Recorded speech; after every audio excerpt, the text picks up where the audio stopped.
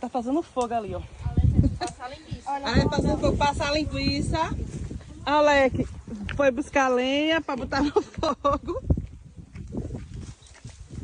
Vai mesmo fogo, é pra gente comer uma linguiça, ó. Que coisa melhor, um paraíso melhor do que esse, não, ó. Afastado de zoada, afastado de barulho. Olha, ele, ali está ali, ó. Lá embaixo. Júlia tá lá, vai lá na frente, ó. Ah, isso aqui é uma riqueza mandada por Deus. E a Ariel está ali fazendo fogo pra nós comer linguiça já assada com suco de uva. Mãe, a Ariane tá... E Raniele tá aí, Raniele. Tu perdeu, vice Raniele, só falta tu, ó. Oxi, Só não falta é? tu. Tu não veio, mas não pode, né? Tua avó morreu. Uhum. Meus pesos, vice Raniele. Obrigada. Fogo ali. Já disse isso, tá feio, não? E é isso. Se vocês gostaram, deixa nos comentários, minha gente.